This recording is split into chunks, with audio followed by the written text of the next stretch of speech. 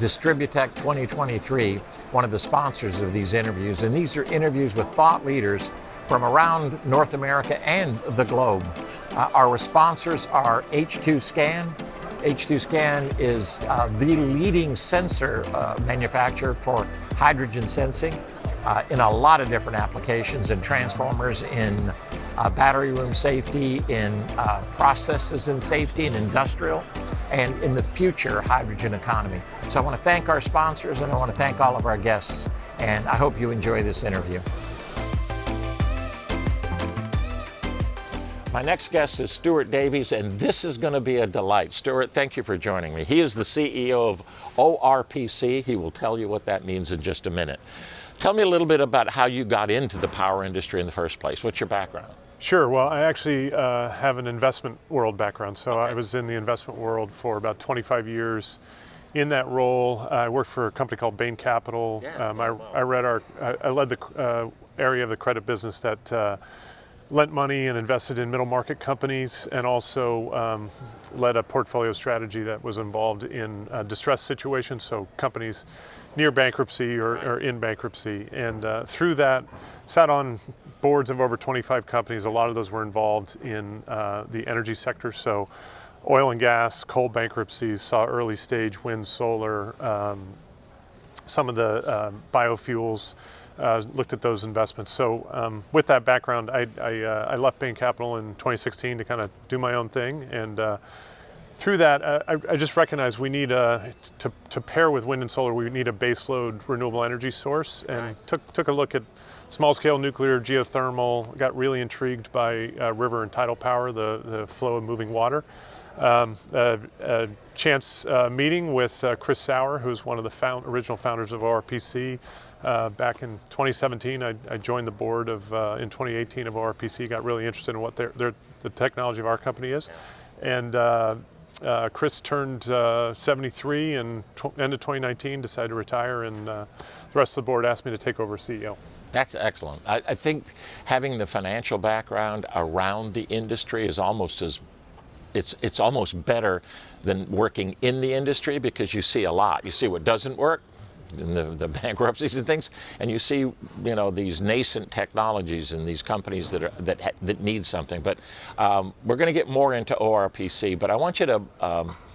Last year at IEEE PEST&D, we did interviews. We did them again at Renewable Energy in Anaheim last year.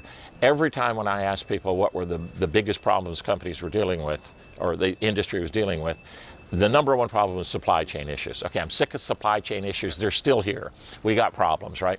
But now we've added a lot of other problems to them, and a lot of them are demand curve issues. Now suddenly we got the demand for power changing rapidly, decarbonization, decentralization. They've now come back on the back burner. But other than those that we can all name, what do you see as some of the other problems in the industry, particularly problems as it relates to what ORPC is trying to solve? Sure. So I think you spoke a lot about the growth in EV charging and electrification, and I think what that's doing to these large centralized grids is adding a lot of complexity, because 10 people show up at a mall and all of a sudden plug into the grid their electric cars. That's a huge load in a very concentrated area. On the supply side, you're adding records amount of wind and solar, which are great resources, but they're intermittent, so you don't know when they're going to be on necessarily or not. So it's just added a lot of complexity to the grid.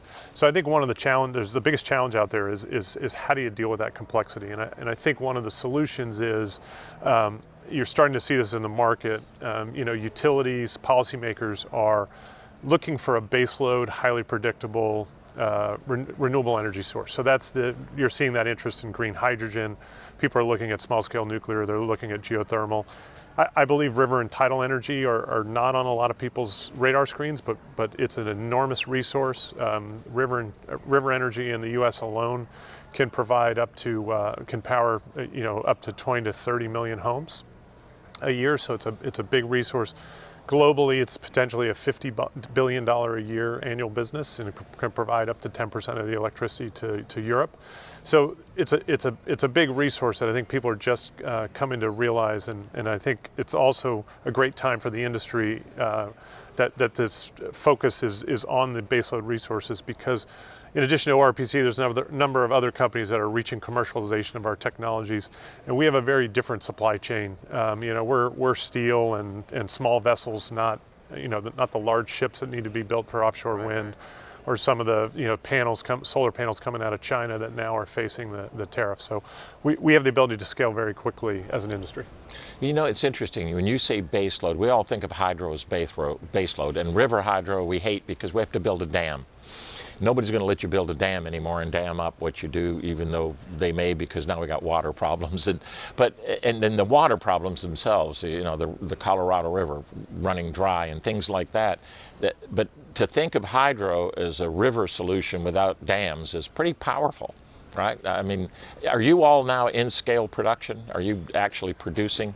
So we're in scale-up mode. So we have 3 devices deployed currently. We think we're going to be somewhere between 8 and 15 by the end of 2023, and then we have a pipeline of projects that we're working on that total in the potential in the thousands of units. So we're really excited, and we spent the past year setting up our supply chain, making sure the various components can scale.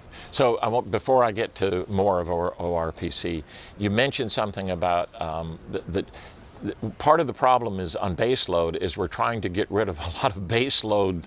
We're trying to get rid of coal, at least we are in this country and some other countries. I think everybody's pretty much clear about coal.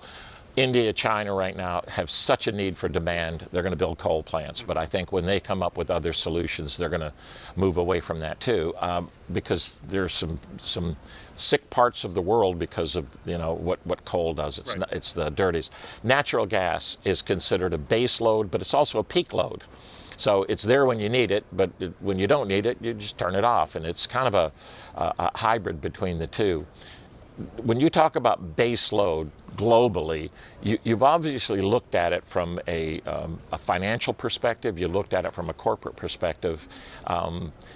Explain a little bit more about how base load becomes so important that we can't depend on wind and solar, and why you all being a base load, you are not a distributed energy resource, right? We are a distributed energy resource. We're in a project in Igiugig, Alaska, which is a community of 70 people. So we're taking our systems and pairing them with a battery storage and smart microgrid controller from Schneider Electric, and that system is forming the grid. And so it is moving their diesel generators to backup mode. So those diesels, that village will operate with just our systems and that battery 60 to 90% of the time. The diesels will be off. They could then add a third unit of our technology or wind or solar to get to 100%. But the importance is, maybe to answer your earlier question, is I think the biggest part of baseload is it's got to be highly predictable, right? And there's nothing in the world more predictable than the tides. Yeah. I can tell you what a tidal resource will be 100 years from now, 12 hours and 6 minutes from now. I can tell you exactly what that's going to be. On the river side, rivers are highly predictable. Maybe not, you can look at a 20-year curve, but it's not like a river's going to drop 5 feet in the next hour or the next day. So it's very predictable over a weekly, monthly basis. There is some seasonality, but again, that's highly predictable. So a utility or a local microgrid is going to know what amount of electricity it can generate from these river and tidal resources. So I love this show. It's called How Things Work, right? Yep. You find something you want to find out. How does that work? Tell me how things work for ORPC. Sure. So our river-based systems, so one of our systems is called the RivGen Power System. It sits on 2 pontoons. That's a lot of the pictures you see on our website or the videos. So it's designed for rural and remote communities where it's maybe hard to get to from a transportation standpoint. So it's easy to transport, easy to install. A lot of these communities don't have heavy equipment. Right. And then that pontoon is easily pushed out into the river. It hooks up to an anchor. The pontoons fill with water, and it takes the device down to the river bottom. Then we just release a brake. The river turns the turbine, which turns the generator. And there's a power and data cable that goes to shore. We then have a shore station that then conditions the power to match what the grid needs in terms of voltage and amperage, and then gives us all of our health and data information as well. What level of power can you get from that? Yeah, so one of our RivGen devices is rated at 40 to 80 kilowatts. So that on a 24/7, 365 basis, one system can generate between 350 and 700 megawatt hours a year. Okay, that's amazing. Yeah. And can you put them along a river so that if you have one up here and you got one 30 miles away, it's not impeding the river flow, right? That's correct. I mean, there's been a lot of research done on it. I think we have a second product that we just deployed a couple weeks ago in Millinocket, Maine, in a tail race of a dam. The idea of that, think of that kid game Connect 4. You know, we're going to have pylons in the river with 4 or 5 of them stacked high by 4 or 5 wide, so you can put multi-unit arrays in, and then put them water is about 800 times as dense as air, so you can stack these relatively close to each other. Every several hundred yards you could put another unit, and the river will regain its energy and enable you to turn those generators. Is your business plan designed to have others using, basically representing your units, buying these units, and then they install them, they manage the power, or are you all, soup to nuts going to do it all? So right now we've been doing things soup to nuts, and we're actually, with the community of Yagig, we're going to set up an independent power producer. So we're actually going to sell the community electricity. I think ideally over time, we will sell the devices and provide maybe installation services or installation consulting, and then maintenance. These have our products have one moving part, so very low maintenance. We're going to inspect them on an annual basis here for the first 15 or 20 units, but we think over time it's probably a 3-year maintenance cycle to pull it up. These devices are easy to maintain. You just put air into the pontoons, they come to the surface. There's a walkway with a safety railing. You just pull a boat up to it.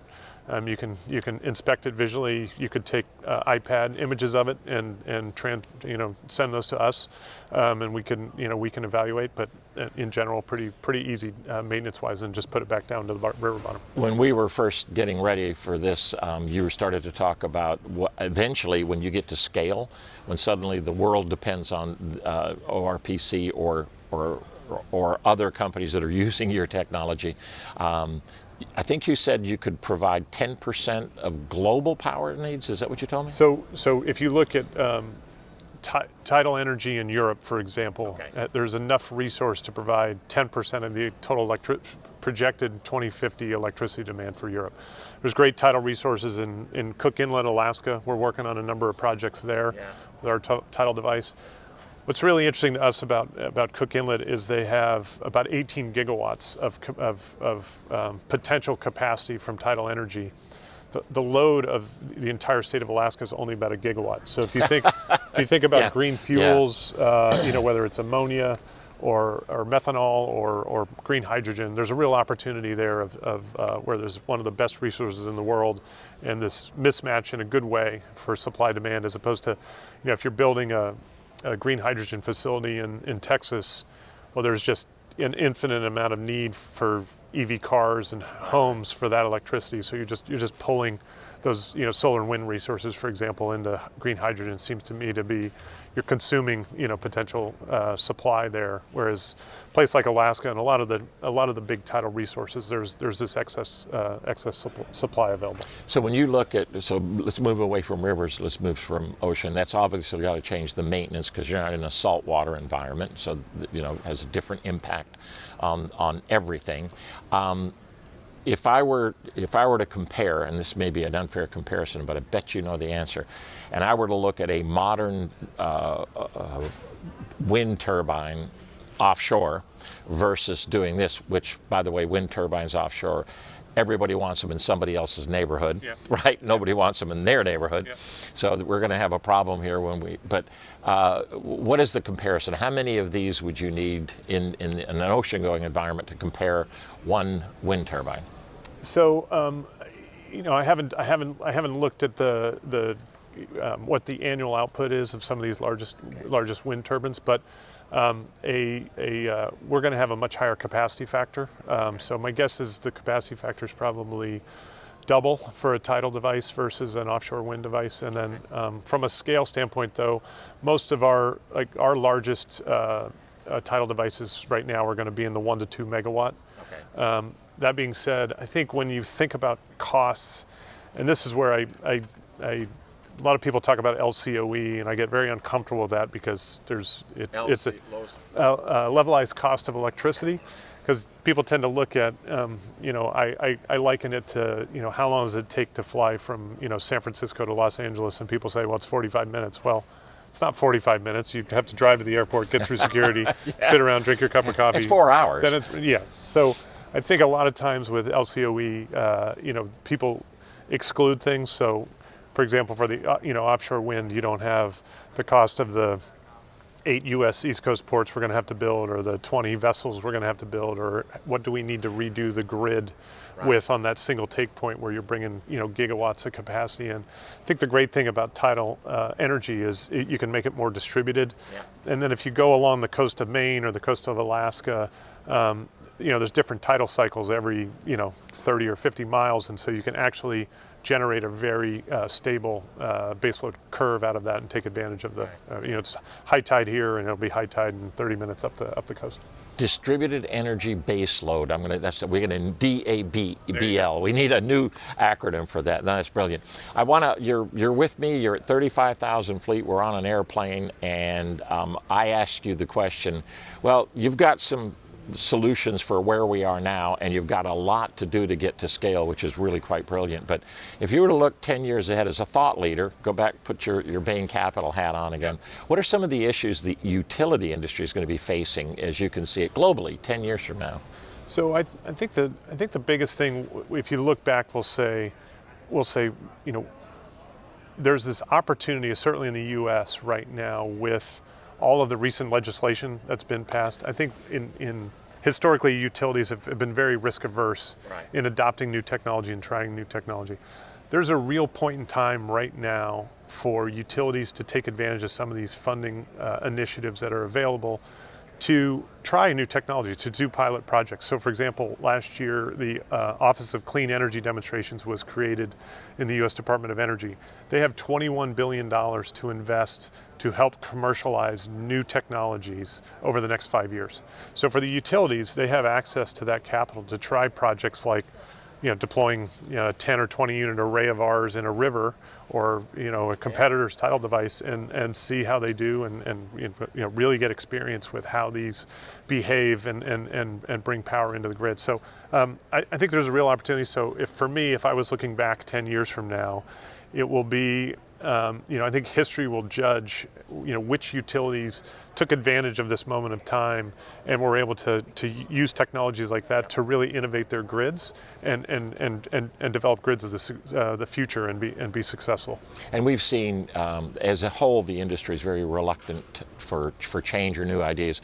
I want new and proven technology. It's like, okay, wait a minute, you can get new or you can get proven, right. But I think we're changing to a first to be second, and we do have some players who are willing to be first. They're willing to test it out. Then other people lining up saying, hey, if it worked, because they are risk averse. We're an industry that's very risk averse. But because of climate change, because of all of the need for resiliency, this also sounds like a solution for resiliency, because you're underwater. You're not, if the storm comes, if the hurricane comes, you're still going to function, correct? You're still going to be able to produce. That's powerful. The tides are still coming in and out Absolutely, during those storms. Yeah. Yep. So I think if you give people a solution for that, they will be first to be second, or second to be first, and be on your board. This is fascinating. We're going to talk more about this, but not at this interview, because we're done now. Stuart, thank you so much for joining us. Thank you for inviting me. Really appreciate it. This has been an APC Technologies production, and we thank you for joining us. Our sponsors have been H2 Scan and Distributech. And of course, the communities of APC Technologies, which is Transform Technology, Power Systems Technology, Green Energy Technology, and Women in Power Systems. So thank you.